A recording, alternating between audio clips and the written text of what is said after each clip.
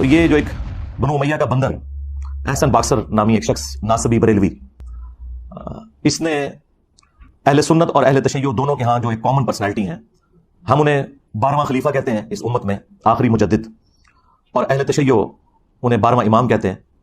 دونوں اعتبار سے رسپیکٹیبل پرسنالٹی سیدنا امام محمد بن عبداللہ المہدی رضی اللہ تعالیٰ عنہ علیہ السلام کی شان میں اس نے گستاخی کی ہے، بلکہ گستاخی کا لفظ پہلی بار اگر 100% اپلائی ہوتا ہے نا تو اس کی اس خباثت کے اوپر ہے کہ اس نے ننگی گالیاں دی ہیں۔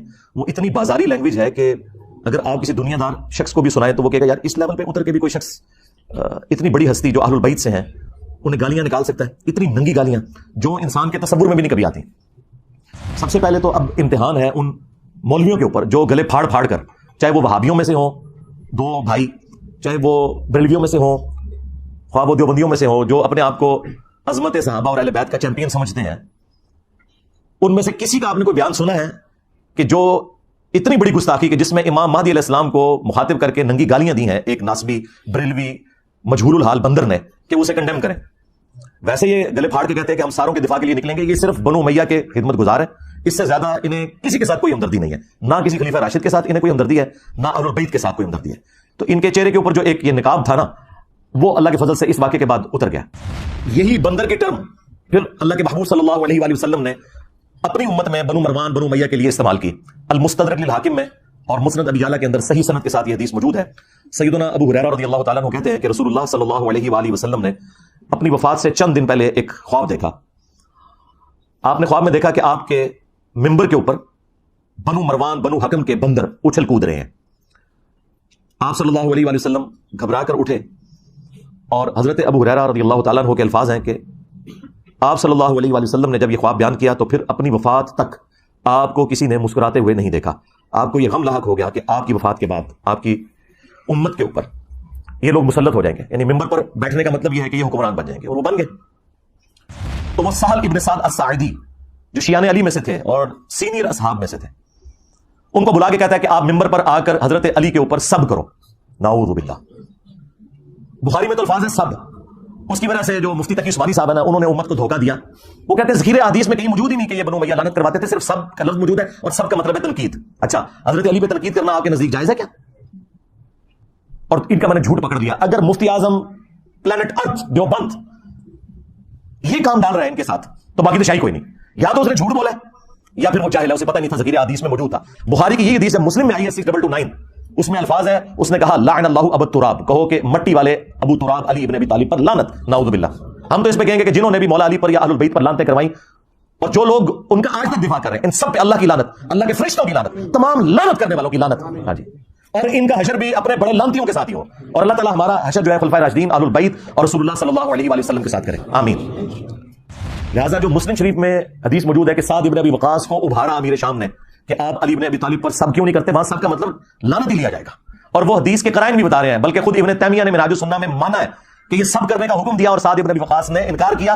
الٹا انہوں نے مولا علی کی 3 فضیلتیں بیان کر دی اور کہا کہ ان میں سے ایک بھی مجھے مل جاتی سرخ اونٹوں سے بہتر ہوتی۔ اچھا، یہ سیم جو مسلم کی حدیث ہے نا 6220، سیم 100% اسی سند کے ساتھ، ایک راوی کا بھی فرق نہیں ہے۔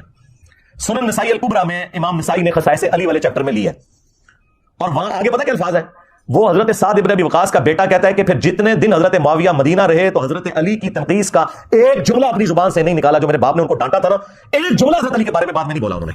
اس سے یہ پتہ چل گیا کہ وہ حضرت علی کے بارے میں برے جملے بول رہے تھے، کیونکہ امام نووی کہتا ہے کہ وہ تو بڑے معصومانہ انداز میں پوچھ رہے تھے کہ اے صاحب مجھے حضرت علی کی کوئی فضیلت سنائیں، یہ لوگ کیوں حضرت علی پہ لعنتیں کرتے ہیں، تاکہ مجھے وہ فضائل پتہ چل جائے۔ اگر یہ بات ہوتی تو اینڈ والے الفاظ ہوتے کہ جتنے دن وہ مدینہ رہے تو حضرت علی کی تنقیص کا ایک جملہ نے اپنی زبان سے نکالا، مراد یہ کہ وہ خود ہی کر رہے تھے سب کچھ۔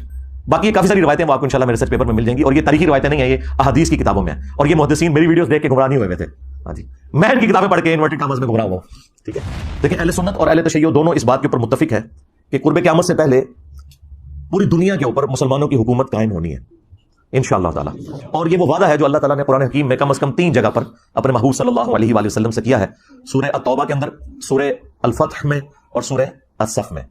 هو الذی ارسل رسولہ بالہدی ودین الحق لیظہرہ علی الدین کلہ، وہی اللہ ہے جس نے اپنے محبوب صلی اللہ علیہ وآلہ وسلم کو الہدا یعنی قرآن کے ساتھ اور دین حق کے ساتھ مبعوث کیا تاکہ اسے تمام ادیان کے اوپر غالب کر دیں۔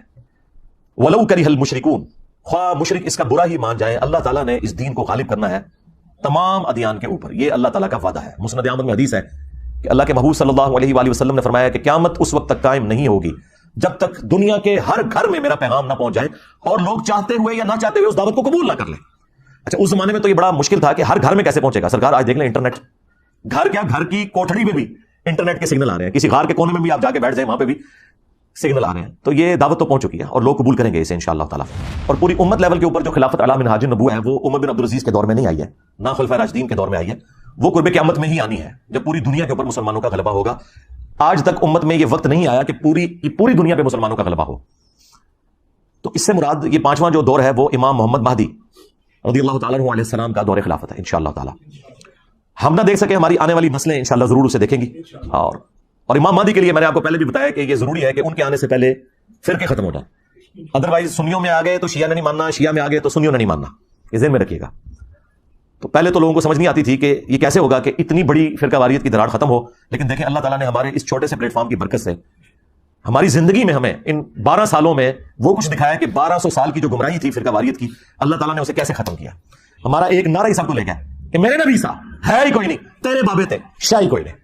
تو لوگ دوبارہ سے رسول اللہ صلی اللہ علیہ وآلہ وسلم کی مبارک ذات کی طرف متوجہ ہوئے ہیں. اہل البیت کا مقام انہیں پتہ چلا ہے, خلفائے راشدین کی عظمت ان کے دلوں میں جاگی ہے الحمدللہ. اور فرقوں کے بزرگ بابوں سے جان چھوٹ گئی ان کی. جس طرح توحید میں وہ ایک اللہ کے ماننے والے ہو گئے, اسی طریقے سے اطاعت میں وہ بابوں کی بجائے ایک اس شخص کے ماننے والے ہو گئے کہ جس کی قبر مدینے میں ہے. صلو علی محمد و آل محمد, اللہم صلی علی محمد و علی آل محمد. اللہ تعالیٰ کا یہ وعدہ ہے کہ جو لوگ ایمان لائیں گے اور نیک اعمال کریں گے اللہ تعالیٰ انہیں ضرور بالضرور دنیا میں خلافت دے گا, حکومت دے گا. یہ جو آیت ہے نا سورہ نور کی آیت نمبر 55, اس کے کانٹیکسٹ میں حافظ ابن کثیر نے یہ پوری بحث کی ہے اور 12 خلیفوں والی حدیث بخاری مسلم کی نقل کر کے انہوں نے کہا کہ اس حدیث سے کوئی یہ مطلب نہ لے کہ یہ حضور کے فوراً بعد شروع ہو جائیں گے. انہوں نے کہا فوراً بعد جو ہے وہ 4 ہی ہیں, ابو بکر, عمر, عثمان اور علی, اور حسن ابن علی کے 6 مہینے بھی حضرت علی کی خلافت کے دور میں ہی آتے ہیں. اور پھر وقتاً فوقتاً خلیفہ آئیں گے جس طرح عمر بن عبدالعزیز آئے, اور آخری خلیفہ ہوں گے امام محمد مہدی. کہ جب رومنز اور پرشینز کے خلاف جنگ جاری تھی حضرت عمر کے دور میں اور سیدنا عمر نے یہ ارادہ کیا کہ میں خود ان جنگوں میں شریک ہوں, تو حضرت علی نے انہیں ان جنگوں میں شریک ہونے سے روکا اور کہا کہ اگر آپ شہید ہو گئے تو پھر پیچھے سے یہ سارے کا سارا معاملہ تتر بتر ہو جائے گا. آپ پیچھے رہیں, اگر مسلمانوں کو قادسیہ یا جربوک میں شکست کا سامنا بھی کرنا پڑا تو ہم دوبارہ سے فوج تیار کر کے اور اپنے مسلمان بھائیوں کی نصرت کے لیے پیچھے سے بھجوا دیں گے. لیکن اگر آپ شہید ہو گئے تو پیچھے پھر عرب کے لوگ جو ہیں منتشر ہو جائیں گے. یہ پورے کا پورا خطبہ شیعہ کے ہاں نہج البلاغہ میں 2 جگہ یہ خطبات موجود ہیں. ان میں ایک خطبے میں یہ الفاظ ہیں کہ اللہ کا یہ وعدہ ہے کہ اللہ تعالیٰ نے اہل ایمان کو زمین میں خلافت دینی ہے.